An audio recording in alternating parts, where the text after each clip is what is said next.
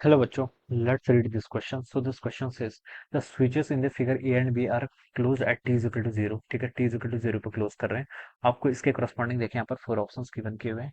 तो देखिए बच्चों, इस क्वेश्चन का की कॉन्सेप्ट आप क्या लिख सकते हैं. द की concept of this question are close at t equal, आपको देखिए ट्रांजिएंट स्टेट बताने, क्या बताने है, ट्रांजिएंट स्टेट बतानी है, फिर स्टेडी स्टेट लिख सकते हैं. क्या लिख सकते हैं, ट्रांजिएंट स्टेट या फिर स्टेडी स्टेट. ठीक है, ट्रांजिएंट स्टेट होता है बच्चों जब आपका चेंजेस होता है. ठीक है, और जैसे स्टडी स्टेट बोल रखा है हमें, स्टडी स्टेट देखिए आपकी टी इक्वल टू, स्टडी का मतलब क्या होता है, स्टडी का मतलब होता है कांस्टेंट, जब चीजें आपकी कांस्टेंट होती है. ठीक है, जैसे बच्चों देखिए यहाँ पर पहले आपको आरसी सर्किट दे रखा है, फिर आपको एलआर सर्किट दे रखा है. ठीक है, आरसी सर्किट पे देखिए बच्चों क्या होता है, ये आपका कैपेसिटर है, ये आपका एक, सॉरी, एक कैपेसिटर और एक रेजिस्टेंस ऐड है. ठीक है, और ये हम इसको ऐसे क्लोज कर रहे हैं.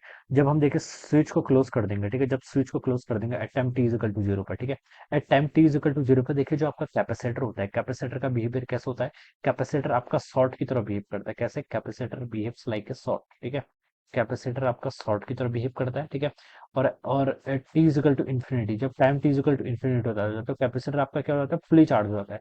तो कैपेसिटर जब फुली चार्ज हो जाता है तो ये कैसा बिहेव करता है, एज एन ओपन सर्किट. तो कैपेसिटर का बिहेवियर कैसा होता है, ओपन सर्किट की तरह होता है. ठीक है, और इंडक्टर के केस में अपोजिट होता है. इंडक्टर क्या करता है, देखिए इनिशियली आपका इंडक्टर क्या करता है, करंट को अपोज करता है. ठीक है, पर t is equal to infinity पर ये शॉर्ट की तरह बिहेव करता है. ठीक है, या फिर देखिए हमें यहाँ पर चार्ज और करंट की इक्वेशन बतानी है, तो आपको देखिए अगर फॉर्मूला भी याद है, क्यू इज इक्वल टू कितना होता है, q not times one e to the power minus t by r c. This is the charging of the capacitor. Capacitor की चार्जिंग का देखिए हमने इक्वेशन पढ़ी थी, वहां से ये इक्वेशन आई थी. अब देखिए अगर आपका जब टाइम टी इक्वल टू कितना होगा, जीरो के इक्वल होगा, टाइम टी जीरो होगा, तो देखिए यहाँ पर हम ई की पावर माइनस टी करेंगे, तो ई की पावर माइनस टी यानी कि टी की जगह जीरो पुट करेंगे तो ई की पावर जीरो वन, तो चार्ज कितना आएगा आपका, जीरो के इक्वल हो जाएगा. ठीक है, तो ये स्टेटमेंट तो बिल्कुल ट्रू है. देखिए इनिशियली क्या, इनिशियली हम बच्चों यहाँ पर एक चीज हम एज्यूम करेंगे, क्वेश्चन में मेंशन नहीं है लेकिन एक एज्यूम करना पड़ेगा कि initial charge of the capacitor zero के इक्वल है. ठीक है, initial charge of the capacitor कितना होना चाहिए, जीरो के इक्वल होना चाहिए. ठीक है, इनिशियल चार्ज को क्यू नॉट ना लिखते हैं क्योंकि क्यू नॉट हमने यहाँ पर मैक्सिमम के लिए रिप्रेजेंट कर दिया है. ठीक है, ये आपका मैक्सिमम होता है. ठीक है, तो इसको आप क्यू इनिशियल क्यू आई लिख लीजिए. ठीक है, इसकी मैक्सिमम वैल्यू कितनी होती है, देखिए क्यू की मैक्सिमम वैल्यू आपकी सी इंटू ई के इक्वल होगी. क्यू नॉट कितना होगा यहाँ पर आपका, सी इंटू ई के इक्वल होगा. ठीक है, ऐसे हम लिख सकते हैं. ठीक है, तो t is equal to zero पर देखिए बच्चों, t is equal to zero पर ये आपका क्यू की वैल्यू जीरो के इक्वल होगी, सॉरी, ये आपकी वैल्यू कितनी होगी, जीरो के इक्वल होगी. ठीक है, क्योंकि कैपेसिटर आपका इनिशियली अनचार्ज होगा. ठीक है, अब देखिए बच्चों जब time T is equal to infinity, जब स्टेडी स्टेट की बात करें, इक्वल नहीं, ऑलवेज अप्रोचिंग होता है टाइम. ठीक है, इस टाइम पर देखिए आपकी टी की वैल्यू इन्फिनिटी पुट करेंगे, ई की पावर माइनस इन्फिनिटी जीरो, तो चार्ज क्यू किसके इक्वल होगा, आपका क्यू नॉट के इक्वल, जो यहाँ पर आपका सी टाइम्स ई के इक्वल हो जाएगा. ठीक है, तो इस तरीके से हम चार्ज की इक्वेशन बताएंगे.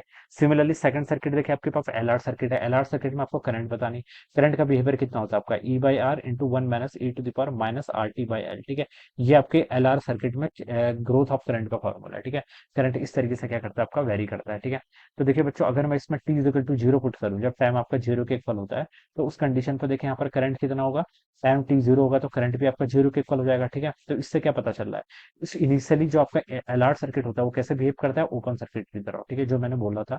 और जब टाइम टी इन्फिनिटी जाता है तो उस वक्त शॉर्ट की तरह बिहेव करता है. शॉर्ट टाइम टी को अगर मैं यहाँ पर इन्फिनिटी पुट करूंगा तो ई की पावर माइनस इन्फिनिटी जीरो, तो करंट की मैक्सिमम वैल्यू हो जाएगी ई बाई आर के इक्वल, जिसको मैं आई नॉट भी बोल सकता हूँ. ठीक है, तो इस तरीके से हम यहाँ पर सिचुएशन डिफाइन करते हैं. अब बच्चों देखिए ऑप्शंस पे आते हैं. ऑप्शंस पे देखिए क्या लिखा है, the charge on the capacitor c just after t is equal to zero. ठीक है, यानी कि t is equal to zero पर चार्ज जीरो के इक्वल होना चाहिए, लेकिन इसने बोला है ईसी, तो ए ऑप्शन तो बच्चों क्या हो जाएगा, रॉन्ग हो जाएगा. बी पे लिखा है charge on c after long time T is equal to zero is EC. ठीक है, t is equal to infinity पर चार्ज सी के इक्वल है, तो ये स्टेटमेंट बच्चों बिल्कुल करेक्ट है. सी पे लिखा है current in L just after t is equal to zero. देखिए जस्ट आफ्टर तो ये कैसा बिहेव करता है, एक ओपन सर्किट की तरह बिहेव करता है, तो करंट तो आपका जीरो होना चाहिए. लॉन्ग आफ्टर में बोला है, long after t v by r, तो ये वाला स्टेटमेंट ट्रू होगा. ठीक है, लॉन्ग आफ्टर यानी कि स्टडी स्टेट, तो b and d statement true है यहाँ से. ठीक है, बी एंड डी. देखिए स्टडी स्टेट तो बहुत इजी चीजें होती हैं. ठीक है, ये तो आपको बिल्कुल याद ही हो जानी चाहिए. ठीक है, तो इसके B and D right answer हो. So I hope you all understood this concept. All the best and thank you so much.